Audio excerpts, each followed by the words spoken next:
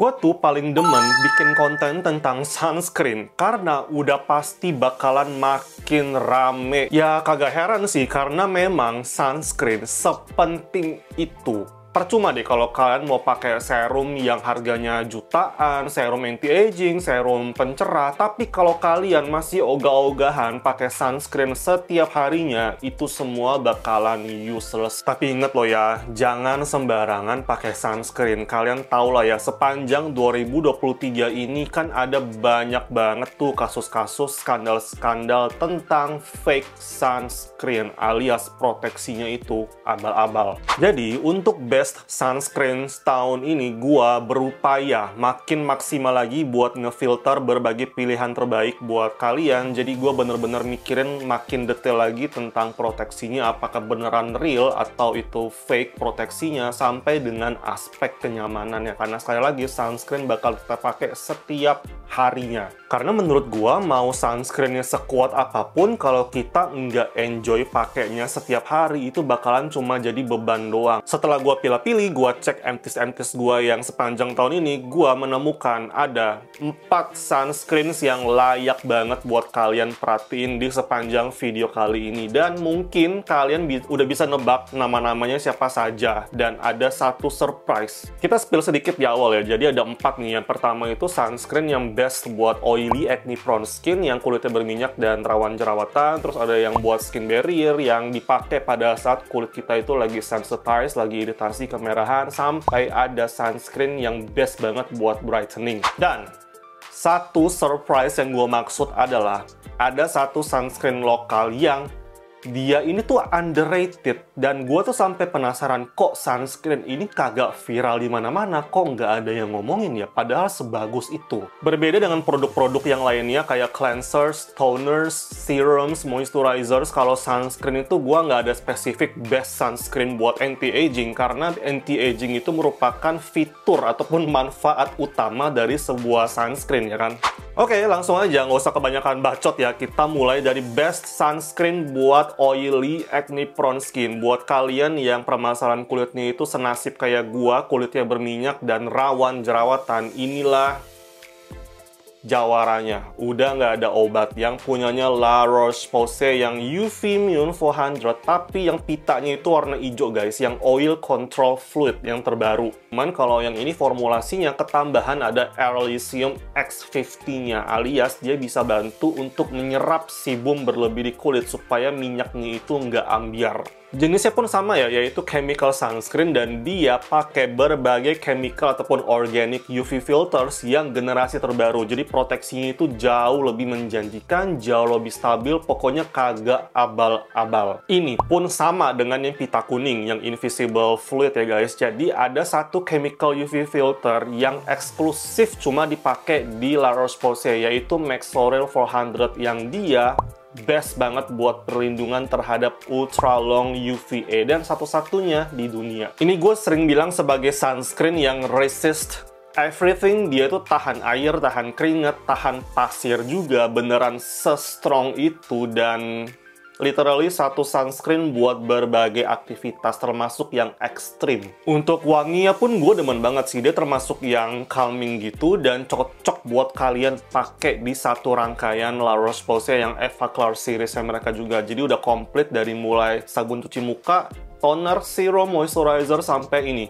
Tinggal pakai sunscreen yang pitanya warna hijau yang oil control fluid ini, itu udah perfect. Berhubung ini sunscreen yang buatan Prancis, jadi ngikutin peraturannya EU ya, European Union. Jadi untuk SPF-nya itu tetap SPF 50+, tapi proteksi terhadap UVA-nya itu dipakein indikator PPD. Jadi PPD-nya itu tinggi banget, skornya 64. Terus yang kedua, ini adalah sunscreen yang dia bisa ngasih manfaat brightening, mencerahkan, kayak auto kelihatan tone up. Kulit kita itu warnanya naik satu tingkat lebih cerah gitu. Apalagi kalau bukan Anessa yang Perfect UV yang gold milk ini guys. Ini sampai sekarang gue perhatiin masih banyak yang salah pakai. Jadi yang Gold Milk ini dia secara texture dan finishnya itu memang lebih ringan. Tapi kalau kalian kulitnya itu kering, kerontang, kemarau yang akut, nah kalian pengen yang lebih lembab, kalian pakailah yang bentuknya itu gel yang lebih gede ukurannya. Jadi Anessa ini sebagai salah satu brand under Shiseido, mereka itu punya rangkaian sunscreen yang udah lengkap banget, dari mulai yang buat kulitnya kering tadi tuh yang gel, kemudian yang buat kulitnya itu sensitif ada dua yang warnanya biru muda sama yang pink, sama satu lagi tuh yang buat tone up-nya tuh lebih ketara yang warna putih.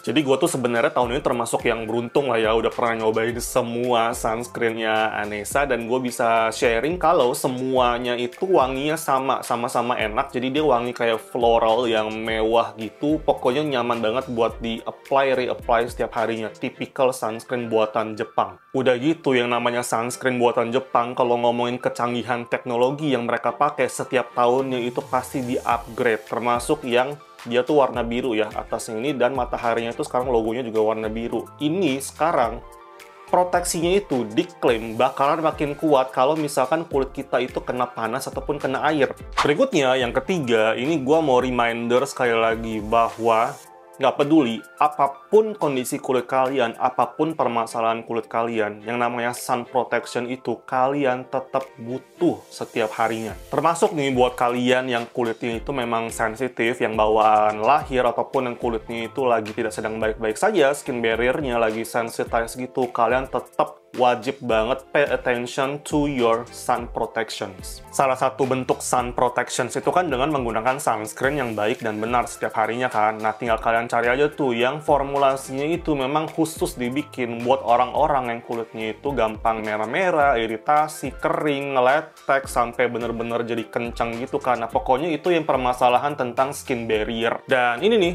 sunscreen-nya Skintific yang 5X Ceramide Serum sunscreen-nya mereka ini yang paling sering gua pakai tiap kali kulit gua itu skin barrier-nya lagi ngamuk. Kebanyakan sih tahun ini kulit gua tuh ngamuk gara-gara habis treatment di klinik, dan itu hal yang wajar sih. Jadi pada saat recovery itu tetap butuh sun protection, dan ini adalah chemical sunscreen favorit gua yang dia ada tambahan manfaat soothing ataupun calming-nya sekaligus. Jadi kayak satu produk ada dua manfaat sekaligus. Honestly, ini formulasinya kagak kayak sunscreen yang lainnya, walaupun dia menggunakan 5 jenis ceramide, yang ini tetap berasa enteng di kulit berminyak gua, dan finishnya itu luar biasa, cakep banget. Dia kayak bikin glowy, dewy look yang basah, yang well hydrated. Pokoknya bener-bener kalian mesti cobain. Ini tuh teksturnya beneran seringan serum, tapi dia kayak semacam serum in lotion gitu, dan nggak pakai wewangian. Jadi kalau kalian memang kulitnya itu sensitif ataupun yang sedang sensitized, sekarang itu udah kagak zaman pakai physical ataupun mineral sunscreen. Contoh nyatanya tuh ya ini sunscreennya Skintific yang 5X Ceramide. Dia adalah chemical sunscreen, tapi chemical UV filters yang dipakainya itu udah yang generasi paling baru, paling modern, yaitu yang dibikin sama BASF Jerman. Dia tuh pakai Tinosorb, jadi jauh lebih sensitive skin friendly. Kenapa gua mesti ngebahas hal ini? Karena di luar itu masih banyak banget orang-orang yang bilang kalau kulitnya itu sensitif atau yang lagi sensitized itu harus pakai physical ataupun mineral sunscreen. No, itu udah zaman bahala banget, itu udah nggak berlaku sekarang sih. Terutama ya kalian tahu sendiri lah ya, untuk physical ataupun mineral sunscreen itu ada efek white cast-nya, jadi putih-putih gitu semuka, dan nggak semua skin tone mayoritas kulit orang Indonesia itu bisa menerima efek white cast yang nggak banget kayak topeng, dan dia bakalan jadi abu-abu pada saat oxidized. Jadi kalau kata gua mah, kalau misalkan nih kalian kulitnya itu memang udah bawaan lahirnya itu sensitif, merah-merah, kering kerontang, kemarau yang akut, ini adalah sunscreen yang gua sangat rekomendasiin buat kalian. Termasuk yang kulitnya itu lagi sensitized, kalian sementara bisa switch dulu ke sini. Pas awal dia launch, Cuman ada satu ukuran 30